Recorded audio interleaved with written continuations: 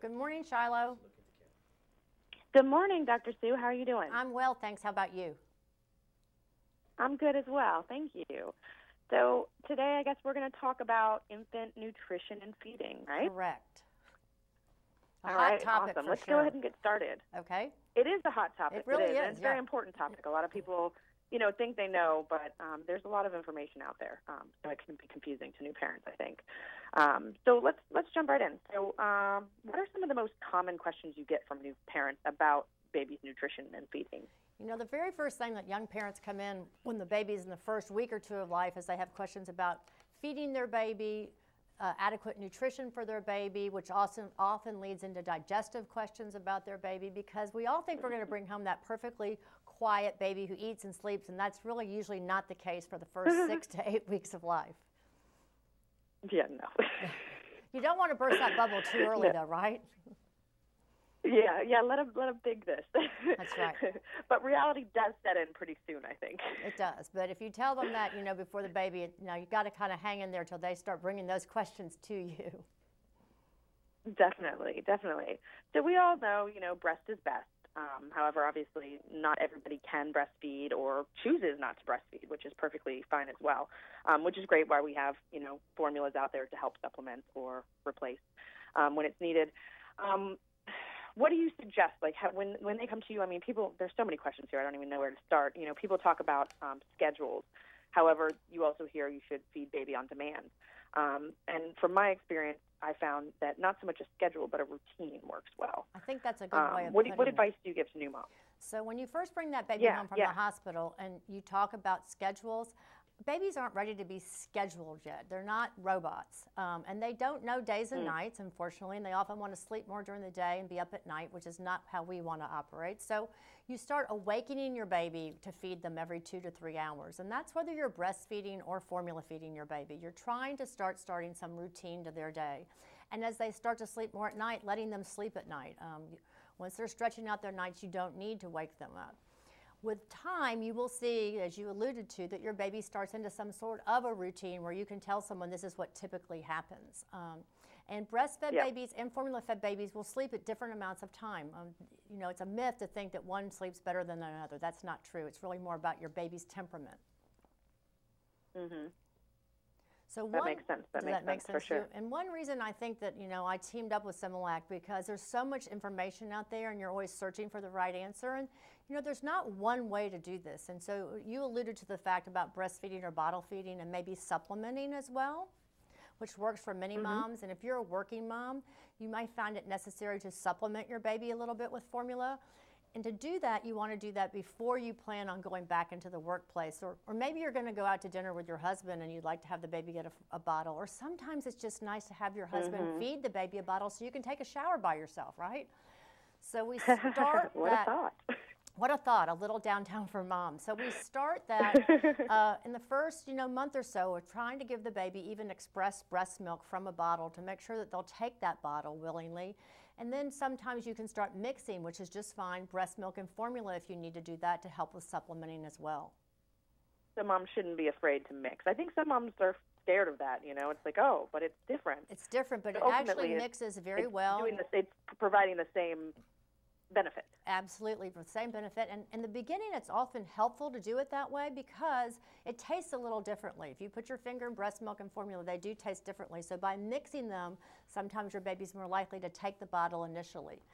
The perfect baby, will take whatever we give them.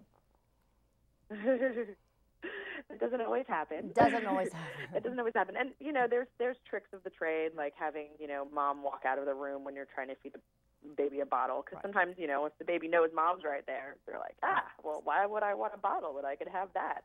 You're exactly right. But, all babies are different. My daughter had no problem taking a bottle from anybody. That's that perfect baby. But she was also a great nurser, too. I was lucky.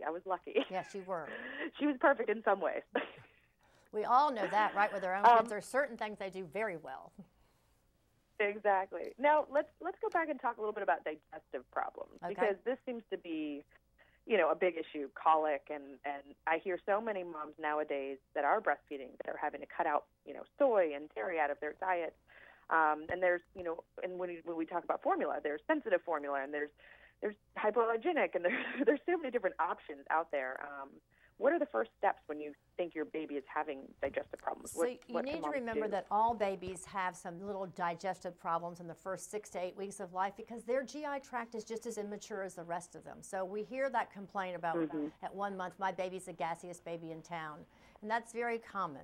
But if they're happy and gassy, we wouldn't have to change anything. If they're fussier and irritable and you're a breastfeeding mom, then you might want to try taking dairy out of your diet or any food that you think that particularly makes you gassy. But I could tell you as a breastfeeding mom myself who had a colicky baby, that wasn't the best, didn't help the most for my own baby. Again, that's my personal experience. If you're formula feeding, then you can talk to your doctor about changing formulas to maybe some that have less lactose or that are hypoallergenic and are broken down. And that's a discussion that you should have with your own pediatrician as you're talking about your own baby, because every baby is different. Usually by the time a baby is 3 to 4 months of age, these GI problems have resolved for the most part on their own, and you can use a traditional formula. Yep. Yeah, I know for my daughter, we ended up putting her on infant probiotics, and it was like night and day difference. Yes, there's some good data about probiotics helping a baby that's irritable, so I often recommend probiotics as well. I did a lot of research. Yeah, and it was really a miracle worker for her. So I'm always telling my friends, hey, check it out. Talk to your doctor about it. Right. Okay, let's see. We've talked about bottles. What about picking the right bottles, too? Because there's, so many bottles on the market. It's daunting. From what I try and tell people is don't buy a ton of one kind. Wait until your baby gets here, and then you can try different bottles out because you never know what your child is going to go for. You're giving them good advice. I think that, when you go to pick out a bottle, you need to pick out bottles that are readily available so you don't have to find them at only one store, and ones that work for you that don't have so many parts you don't know how to put them together, because you want to make that easy for you. Anything that we can help new parents feel more comfortable is better. So I say the same thing. Pick a couple bottles, get some at a baby shower, and then try it and find the one that your baby likes. You don't need to try 12 different ones. And then just stick with that, right? One thing, yeah, definitely. And for me, too, what helped for me is I picked a bottle that had that attached to my breast pump. Yes. So I could pump my milk directly to bottles, which saved a step. It did. It's time. Which was great. It's one less step, and it's one less thing to wash. So yes, you can. If you're going to be breastfeeding and you're using a pump, make sure that they do attach and that they fit together well, because that will cut down on an extra dirty bottle. Yes, and we all could use less dishes when we're less dishes, more time, right? So so now we've talked about formula. We talked about breastfeeding.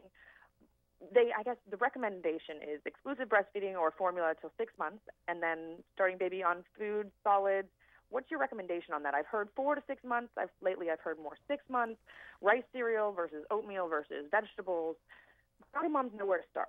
So the American Academy of Pediatrics has recommended that we start baby on solid food somewhere about 4 to 6 months. And so I usually pick about 5.5 months, because by that time a baby is starting to hold their head up and sitting well and in their high chair, and they also are starting to pay attention to you or eating. I mean, watch them open their mouths as you open your mouth and put food in your mouth. So that's the best time to start some cereal. I traditionally still begin with cereal. There's really not a right or wrong way to do this, but cereal is iron fortified, and babies need more iron at this age. It's a yum-yum game, right? You just get the spoon, you put them in the high chair, and you play yum-yum, and you let your baby dictate how they eat, because again, this is not about sleeping or even really in the beginning about weight gain. It's about putting food in your mouth and learning how to tolerate new textures. Once you've done cereal, I hop right into vegetables. I do vegetables before fruits simply because of taste, and I do every new vegetable I can think of. The more stuff you give your baby, the better, because this is setting up their lifetime of eating. And so kale, spinach, all different kind of beans. You want to do everything. And even if you don't like it, play the mommy and daddy like this yummy food. Your baby will show you how much they want to eat. They will push you away when they're done. And I use a new food every 2 to 3 days. And once I do veggies, I go on to fruits and then meats. And by 7.5, 8 months, a baby's really eating meals at breakfast, lunch, and dinner. And that's the first time you'll notice that they might decrease their breast milk or formula intake. Gotcha. Now, should moms worry if they're not? I've had friends that their babies just were not into solid foods at all until practically a year old. I would just refuse it flat out. Is that something to worry about as a mom? No, I don't worry about that, but I tell them don't stop trying. And there are occasional babies, that's a really good, interesting question, that really want to finger feed. So that's some of the stuff that we're talking about with baby-led feeding now. And I really encourage people to put soft, mushy foods on the tray and let the baby experiment with touching textures by 7 and 8 months of age and starting to pick up soft foods. Avocado slices. Avocado, mushy peaches, green beans that are cooked well. Again, you want to let them explore texture. So even if they're not eating it, we know for sensory integration problems and issues, it's very important that your child is feeling different foods. So don't stop if your baby is not into it. Just keep offering things. As you know from parenting, it's practice, practice, practice. Yes. Yes, definitely. Okay, so we're getting short on time, but let me ask, where can we get more information? Where can I send my members to, if they want to learn more? 2 sites. Similac.com has a very good site about infant feeding and nutrition, and you can also go to my website at kidsdr.com. Awesome. Thank you so much, Dr. Sue. This is really great information, and I'm sure a lot of our members will find it very helpful, and I appreciate your time. Thank you, Shiloh. I appreciate it. Have a nice day. Have a good one. You too. Bye-bye. You too. Bye-bye.